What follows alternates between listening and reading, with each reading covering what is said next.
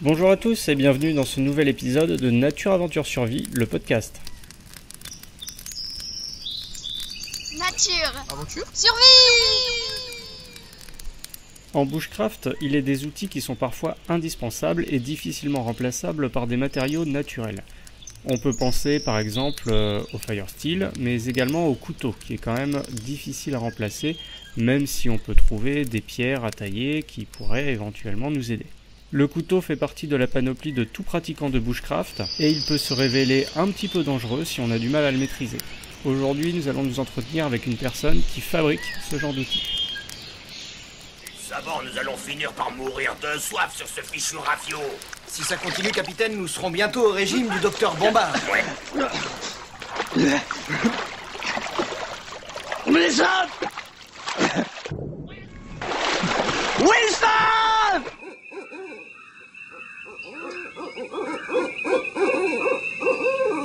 Bonjour Pierre-Élie Gaspin. Salut Alban. Salut, alors tu es coutelier, c'est bien ça? Ouais, voilà. Est-ce que tu peux te présenter en quelques mots? Alors, quelques mots. Donc, je m'appelle Pierre-Élie, j'ai 27 ans. J'habite dans le Gers, à Nogaro exactement. J'ai fait des études à Toulouse, qui m'ont pas spécialement emballé. Puis finalement, je me suis orienté vers un job de surveillant pendant 2 ans, le temps de savoir ce que j'avais envie de faire. Et donc c'est là que petit à petit, je me suis lancé dans la coutellerie. Donc ça, c'était en 2012 et depuis, donc ça fait 3 ans que je fais des couteaux. Ok, donc est-ce que tu peux nous expliquer ce que c'est que le métier de coutelier? Alors le coutelier, c'est simple, c'est quelqu'un qui fabrique des couteaux. Donc, alors le terme coutelier, je pense pas que ce soit très restrictif au sens de la loi, parce qu'un coutelier, il peut soit faire un couteau de A à Z, c'est-à-dire de partir d'une barre d'acier ou de n'importe quel bout de métal, soit se contenter de faire des assemblages entre les matériaux qu'il reçoit, des lames déjà prêtes quasiment, ou réaliser des finitions. Et c'est le cas comme des boutiques qu'on voit souvent dans les centres-villes pour les touristes ou ce genre de choses. Donc le métier de coutelier, c'est aussi de l'affûtage, souvent.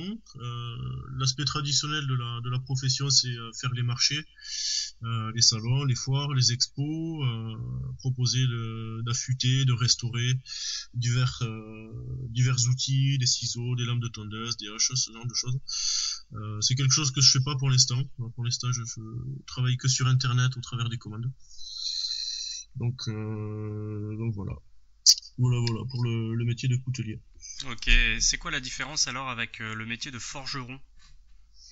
Forgeron, historiquement, en fait, il façonne à la main des objets en métal à l'aide d'une enclume et d'un marteau. Tandis qu'un coutelier ne le fait pas forcément. En fait, un forgeron, il peut être coutelier.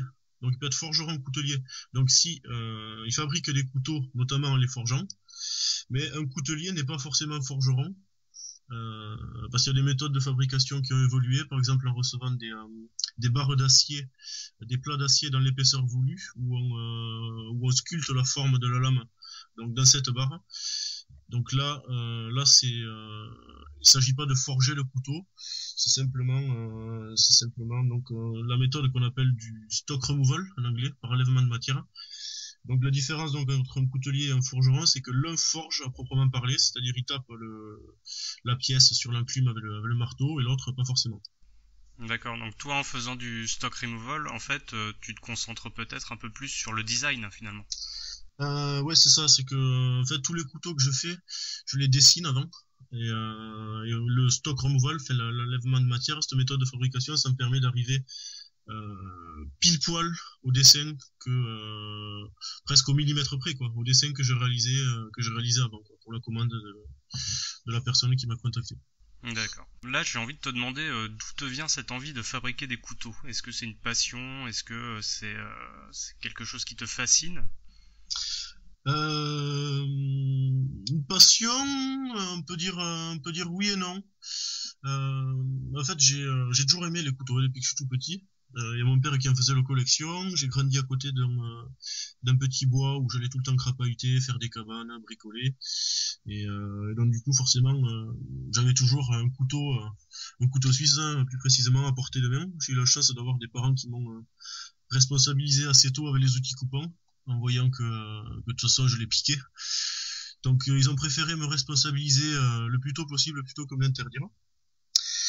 Et donc ouais, j'avais une affinité particulière donc avec le monde des couteaux, et en grandissant, en vieillissant, en cherchant ma voie, je cherchais une activité donc manuelle, créative, qui me permette de travailler à mon rythme. Et donc c'est là que je me suis intéressé donc au couteau. Après avoir découvert le bushcraft, le monde de la survie, j'ai voulu me commander donc un couteau artisanal fait par un artisan anglais. Et quand je l'ai reçu, j'étais un petit peu déçu. Je m'attendais à un petit peu mieux. Je pensais que ça allait être le couteau ultime, je n'achèterais qu'un dans ma vie. Et du coup, ça a été un mal pour un bien finalement, parce que j'ai commencé donc à chercher des informations sur internet sur comment fabriquer son propre couteau, et ça a débuté là. J'ai commencé avec des machines qu'on achetait à la grande surface de bricolage du coin, avec des petits bouts d'acier de récupération, du bois que je trouvais. Et de fil en aiguille, petit à petit, ça m'a plu, j'ai montré ce que j'ai fait, ça a plu. Et voilà, j'ai trouvé une activité dans laquelle je me sentais bien, dans laquelle je m'épanouissais, j'ai continué dans ce sens. Ok, alors tu viens de nous dire là justement que finalement tu en es venu au couteau via le bushcraft, via l'envie de pratiquer le bushcraft. Donc là j'ai envie de te demander, est-ce que tes couteaux ne sont destinés finalement que au bushcraft, ou est-ce que tu fais des couteaux pour, je sais pas, pour la cuisine, pour d'autres activités? Principalement bushcraft. Ouais. Bushcraft et activité nature, parce que c'est ce que j'aime dans un couteau. C'est mes goûts personnels, mais principalement bushcraft. Après, j'ai déjà réalisé un couteau pour un gendarme qui voulait un outil de terrain. J'ai fait des couteaux de cuisine. J'ai une petite catégorie là sur mon site où il y a des couteaux de cuisine en cadeau, ou des couteaux de table. Mais ouais, c'est principalement des couteaux, ouais, pour le bushcraft, parce que c'est ce que j'aime dans un couteau, quoi. C'est pouvoir aller dans la nature avec, et pouvoir faire plein de choses avec. Ouais, puis je pense que tout pratiquant de bushcraft finalement va en venir à utiliser un couteau un peu plus élaboré que ce qu'il peut avoir en débutant. Donc oui. tu vois, moi par exemple, j'ai un Mora depuis plusieurs années, Mora tout bête à 20 balles, et ouais, c'est très bien ça. C'est très bien aussi. Alors c'est très bien pour débuter, mais tu vois, petit à petit je commence à voir les limites de l'outil, parce que alors il est très bien entretenu, hein, il coupe bien et tout. Mais c'est vrai que dès que tu veux te lancer un peu plus dans des projets plus, comment dire, plus exigeants, ouais, plus costauds, voilà, tu te rends vite compte que finalement un bon couteau, peut-être que c'est pas plus mal, ouais. Ouais, l'avantage des couteaux artisanaux, c'est que c'est sur mesure. Et donc, pour un format donné d'une taille moyenne, on peut demander à l'artisan de le faire beaucoup plus épais si on veut vraiment quelque chose de solide, ou plus fin, ou avec tel format. Et après, c'est vrai que les Mora, ça reste des super couteaux de bushcraft pour débuter. Et il y a même des personnes qui sont depuis longtemps dans le milieu qui continuent à utiliser des Mora avec un jour un Mora sur elles. Donc ça reste des bons couteaux, les Mora.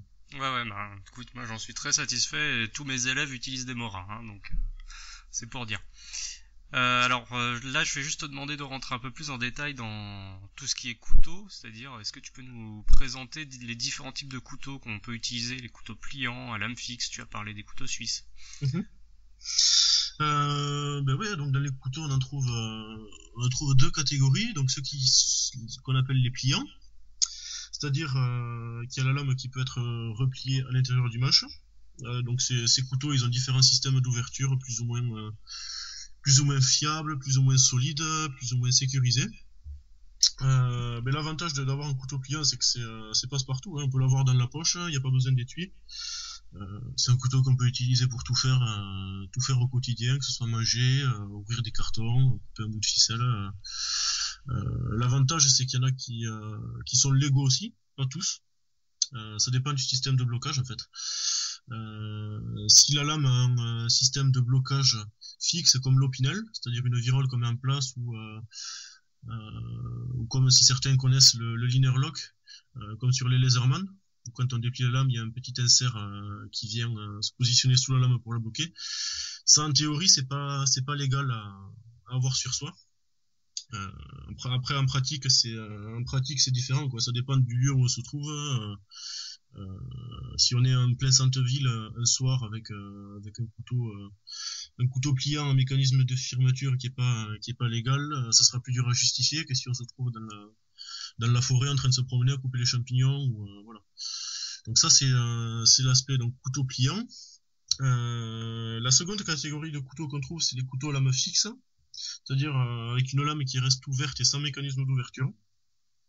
Donc l'avantage, c'est que c'est plus solide, de faire des tâches quand même plus exigeantes, on peut y taper dessus, pour certains qui sont dans certains types de montage plus sereinement sans avoir peur de le casser. Mais par contre, c'est pas légal à avoir sur soi. Dans toutes les conditions citadines, il vaut mieux ne pas avoir un couteau sur soi. Par contre, c'est pareil, c'est toléré dans les milieux forestiers, que ce soit la chasse, la pêche. Si on peut justifier de l'utilisation du couteau, en général, c'est toléré, quoi. Ça, c'est les deux grands types de couteaux qu'on peut trouver. Ouais, alors justement, pour rebondir sur la légalité des couteaux ou non, donc on est d'accord, c'est juste une tolérance. Et les histoires de lame qui fait la taille de la paume de la main, etc., c'est un petit peu une légende urbaine quand même, non? Ouais, ça, voilà, c'est un peu ce qu'on trouve. Si la lame est plus courte que la paume de la main, c'est toléré. Mais je pense que malgré la loi, ça va être beaucoup au cas par cas. Beaucoup au cas par cas. Comme je disais, si un garde-chasse me trouve avec un énorme couteau fixe à la ceinture et que je puis justifier que c'est pour débroussailler, couper le bois, ben ça posera aucun souci. D'ailleurs, je pense même pas que dans ces conditions-là, il demandera pourquoi on a ce couteau à la ceinture. Par contre, si c'est le même couteau, ben voilà, en centre-ville, en journée ou en soirée, ben là, c'est sûr que ce sera plus difficile de. Donc, ça n'a pas vraiment de rapport avec la taille de la lame. C'est vraiment le fait que la lame soit fixe ou non, et surtout la justification de l'utilisation qu'on peut en avoir dans le contexte donné. Donc c'est laissé à l'appréciation de l'agent contrôleur en fait, en fonction du contexte. Ouais, voilà. Bon, néanmoins, se balader avec un couteau de Rambo qui fait la taille d'une machette, on est d'accord que c'est un petit peu limite aussi, quoi. Voilà, c'est sûr que si on habillait en mode militaire dans les bois avec juste pas d'outils de chasse ni rien du tout, avec une énorme machette dans le dos et qu'on croise un garde ou n'importe quel agent des forces de l'ordre, bon, il y aura peut-être quelques remarques, quoi, voire peut-être la confiscation, mais bon, c'est pas au cas par cas, mais voilà, ça dépend du contexte, quoi. Bah justement, tu vois, quand on parle de ce genre d'individus qui se baladent avec des couteaux démesurés, est-ce que tu crois que c'est une sorte de fascination? Est-ce que c'est, je sais pas, pour combler un complexe? Est-ce que toi, t'as une explication là-dessus? Parce que des fois, on voit des bonhommes se ramener avec des couteaux plus longs qu'eux, et enfin, puis voilà, quoi, on n'arrive vraiment pas à comprendre ce qu'ils vont faire avec. On me le fait souvent remarquer, on me demande de temps en temps si j'ai pas choisi cette profession justement pour combler un complexe. Donc non, moi je dirais que non. Après je dirais que ouais, il y a la fascination qui intervient, mais ça peut venir beaucoup des films, quoi, des films, des séries, des guerriers, des Rambo, des gens qui ont envie de reproduire un peu l'image de ces héros, quoi, et je pense que ça vient beaucoup de là, quoi, plus de l'exemple des films, des séries, parce que quand on étudie, enfin quand on connaît un peu le milieu, la nature des bois et de tout ça, on se rend compte que déjà la machette, ces énormes couteaux, c'est pas forcément l'outil le plus adapté. Il y en a plein qui se tournent davantage vers par exemple des haches ou des couteaux plus petits, quoi, parce que quand on sait bien utiliser un couteau, on peut faire presque autant de choses avec un petit couteau qu'avec un grand. C'est juste que ça sera plus long, ça demandera un peu de technique, ça sera moins efficace, ça c'est clair. Mais ouais, les gros couteaux, ouais, Je sais pas, ouais, c'est plus un trip, je pense pas. Bon, il y a peut-être une part de psychologique aussi, mais je pense que ça vient surtout chez les jeunes de ce qu'on peut voir ailleurs, quoi, la télé, les séries. Ouais, donc on est d'accord, c'est pas la taille qui compte, c'est la façon dont on s'en sert, quoi. Ouais, voilà, on peut faire les mêmes choses avec un petit ou un gros, un peu de choses près. C'est vraiment la technique et la façon de l'utiliser qui fait la différence. Alors justement pour les couteaux, quand on en vient à l'utiliser, il y a tout un vocabulaire qui est associé. On parle d'émouture, on parle de soie pénétrante, etc. Tu peux nous redonner un petit peu le vocabulaire le plus classique? Ouais, bah alors au final il y a quelques termes qui reviennent souvent quand on s'intéresse donc au couteau, quand on cherche les informations dessus pour s'en acheter un. On va trouver donc le terme de trempe. Souvent en premier lieu, donc ça c'est l'opération basique que tous les couteliers réalisent sur leur lame. En fait, il s'agit de chauffer la lame du couteau en fonction du type d'acier entre 800 et 1000 degrés environ, et de la refroidir donc brusquement dans un bain d'huile ou entre deux plaques d'acier. En fait, ce refroidissement brusque, ça va provoquer une transformation de la structure interne de l'acier et qui va aboutir à son durcissement, en fait. À son durcissement pour qu'une fois trempé, le couteau puisse conserver le tranchant longtemps. Voilà. Donc ça, c'est la trempe. La seconde opération qui vient juste après, qu'on voit moins souvent, mais qu'on peut entendre parler, donc il s'agit du revenu. Le revenu, c'est la seconde opération qui consiste à chauffer la lame, donc après la trempe, juste après, pour l'attendrir légèrement et arriver au meilleur compromis entre souplesse de la lame, c'est-à-dire le fait qu'elle puisse pouvoir se courber légèrement sans casser, sans sortie de trempe. Si par exemple on la laisse tomber ne serait-ce qu'au sol, c'est tellement dur que la lame peut se casser net. Et donc le revenu permet d'attendrir légèrement la lame pour avoir un compromis entre la dureté et la conservation du tranchant, et donc la souplesse du couteau, de la lame. Alors, par rapport à cette trempe, on voit souvent le sigle HRC, quand on voit parler des couteaux, dureté HRC 58, 58-60. En fait, c'est une unité de mesure donc de la dureté du couteau, qui s'appelle les Rockwell. Et donc ça permet d'avoir une estimation de la dureté du couteau. C'est-à-dire que plus ça sera dur, c'est en général entre 56 et 62 les couteaux, et plus ça ira vers les 60-62, plus ce sera un acier dur qui sera donc plus long à affûter, qui tiendra mieux le tranchant, mais qui aura tendance à avoir le tranchant plus fragile sur les impacts du fait de sa dureté, quoi. Voilà, et donc vice versa avec les duretés inférieures qui sont dans les 58, 57, 56, voire même moins, c'est pour des gros couteaux qui ont besoin de résister à de gros impacts. Donc ça, voilà, c'était trempe et revenu plus le HRC. Donc les moutures dont tu parlais. En fait, les moutures, c'est la partie de la lame qui s'affine jusqu'au tranchant. Il y en a plusieurs types. Il y a des émoutures convexes, un peu comme sur les katanas, en forme bombée. Il y a les émoutures concaves, donc l'inverse du convexe. Ça, c'est pas celle qu'on retrouve le plus souvent sur les couteaux d'or, parce que elles sont considérées comme étant fragiles, en fait. C'est celles qui laissent le moins de matière sur la lame. Il y a les émoutures plates, donc, ou en V, c'est-à-dire qui remontent plus ou moins haut sur la lame, et il y a ce qu'on appelle donc souvent en boucherave les émoutures scandinaves. C'est pareil, c'est des émoutures en V, mais qui remontent très peu sur la lame, qui restent basses, et qui n'ont pas de petits biseaux secondaires pour le tranchant, comme souvent sur les émoutures plates. Et c'est quoi l'avantage alors d'une émouture scandinave? Parce que c'est vrai qu'on le voit partout sur les forums de bushcraft, etc.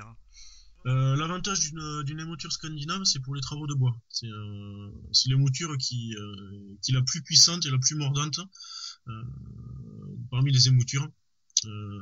C'est tout ce qui est travaux de bois, c'est-à-dire taille, coupe, sculpture, c'est celle qui va permettre d'enlever le plus de bois et d'avoir le plus d'efficacité.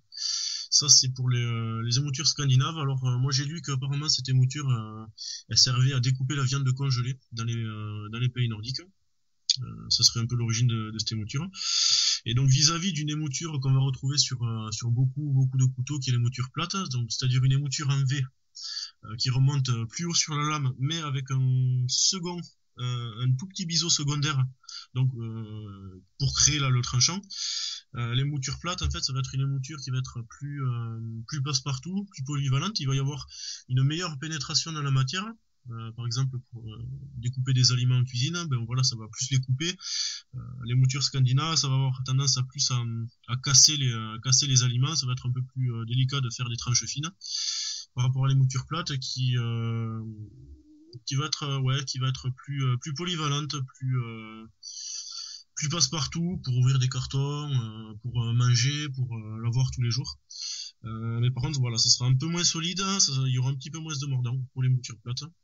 Et donc la troisième, la plus répandue, je sais pas si elle est plus répandue que la concave, mais on trouve assez souvent de l'émouture convexe comme sur les haches en fait.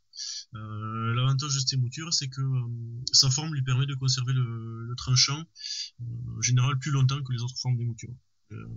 Et on entend aussi parler parfois de la soie, tout ce qui est revers de la lame. Est-ce que tu peux juste détailler quelques termes? Alors le second aspect du couteau après les types d'émouture, ça va être le type de montage du manche.